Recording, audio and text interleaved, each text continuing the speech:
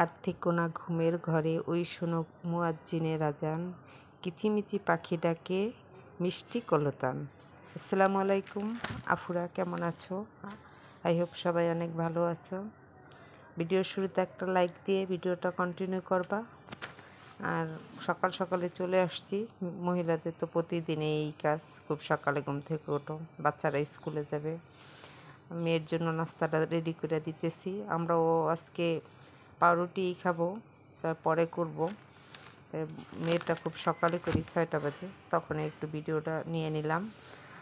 নাস্তা খাইয়া তারপরে এই যে কাপড়টা ভিজিয়ে দিলাম। এটা আগের দিন বিকালে তুলে রাখছিলাম, বিছানার চাদরটা। আর আমার তো বুয়া নেই, এই জন্য আমার এসব করতে হয়, এই জন্য একটু ভিজিয়ে রাখি। রেখে তারপরে এবার ছেলের রুমটা পরিষ্কার করতে হয় আসলাম। আসলে ছেলের রুম বলতে কি, ড্রয়িং রুমে একটা খাট বিছিয়েছি, ওখানেই থাকে। আমাদের বেডরুম হলো 2টা, আর ড্রয়িং রুমে সোফার পাশে জায়গা আছে, ওই জায়গায় একটা ছোটো খাট বিছিয়ে দিছে, ওখানেই ছেলে থাকে। আর ওখানে টেবিল আছে, টেবিলটাকে একটু পরিষ্কার করে নিয়ে প্রতিদিনই করা লাগে। আর এই রুমটার পাশে 2টা রান্নাঘর পাশাপাশি, এই জন্য রুমটায় বেশি ময়লা ধুলা আসে বেশি সবার। আর আমরা নিচতলার উপরে থাকি, দোতলায়, আর এই জন্য প্রচণ্ড ধুলা আসে, প্রতিদিন পরিষ্কার করা লাগে। আর মেইন রোডের কাছে তো এই জন্য আরও বেশি লাগে। আর ছেলে তো বলেন, কি বলবো, ছেলে মানুষ সব আরও বেশি নোংরা করে রাখে সব সময়। এরকম প্রতিদিনই গুছিয়ে রাখে, আর প্রতিদিন এইভাবেই করে রাখে, সব কিছু এলোমেলো রাইখা দেয়। এখন স্কুলে গেছে যেন আমি একটু গুছিয়ে রাখি। আর বিশেষ করে যে গরমের দিনে হলে পাউডার ইউজ করে, পাউডার দিয়ে ফুলের ফালাইয়া খেলতে থাকে। আর এতটাই ছোট না যে বুঝে না, তারপর করে দুষ্টামি, ছোটোবেলা থেকে অনেক বেশি দুষ্ট। 12+ বয়স, তারপর দুষ্টামি করে। 8-এ পড়ে ছেলে, এই ছেলে এভাবেই দুষ্টামি করতে থাকে সারাক্ষণ। যে আমি এইগুলো করি মার কষ্ট, এটা বুঝে না দেখা। তারপর তো ছেলে আসে দীক্ষা করে, 2টা ভাই বোন, মেয়ে কলেজে, ছেলে এখন বড় হয়েছে, ভাই বোনের সারাক্ষণ বাজ দিয়েই থাকে। তার ওই যে আমি ছেলের রুমটা গুছাইলাম, টেবিলটা মুছছে, তারপরে এই যে ড্রয়িংয়ের সোফা টোফা সব পরিষ্কার করছিলাম, ভিডিও করছিলাম ওইটাও, কিন্তু কীভাবে জানি ডিলেট হয়ে গেছে গা।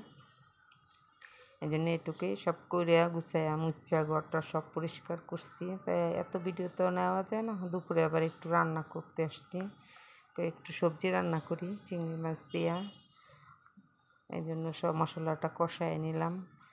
সবজি প্রতিদিনই লাগে। আর ভেন্ডি দিয়ে চিংড়ি মাছ দিয়ে রান্না করব। চিংড়ি মাছটা গুছানো আছিল ফ্রিজে, ওটা থেকে কিছু তুলে নিচ্ছি, নিয়ে দিয়ে দিলাম। আর ভেন্ডি কিনতে গেলে 60 টাকা কেজি, তারপর আনলে অর্ধেক যায় ফালা, কারণ শক্ত থাকে। আর ওরকম বেছে বেছে কিনতে দেয় না, নরমটা আমরা তো একসাথে আনি, আমরা কি বেছে আনছি, আপনাদের বেছে দেবো। গেটের সামনেই বসে সবজিওয়ালা, তারপরও আনতে হয় ওইগুলাই।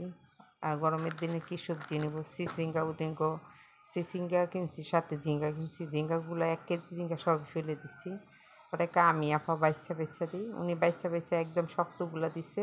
1 কেজির ভিতর তো 1 বিঘার চেয়ে ছোটো ছোটো 2টা নিতে পারছি ঝিঙ্গা, আর সবগুলো ফেলে দিছি জাল ভরা।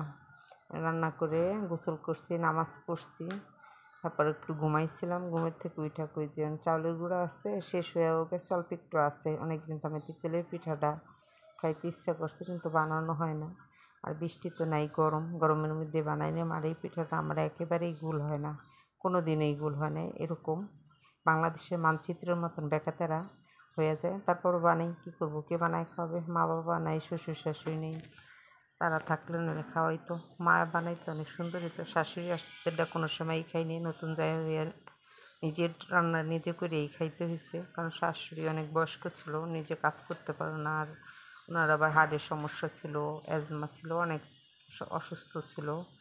তো বেশি দিন পাইনি, 2-3 বছর পাইছিলাম, তারপর সে চলে গেছে। আর শ্বশুরে তো দেখিই নেই।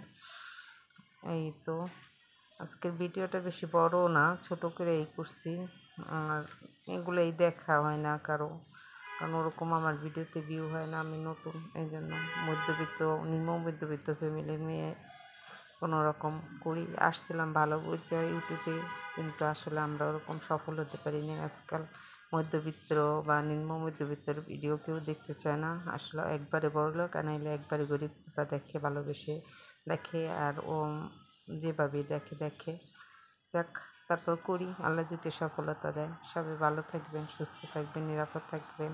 আজকের ভিডিওটা এই পর্যন্তই। আল্লাহ হাফেজ।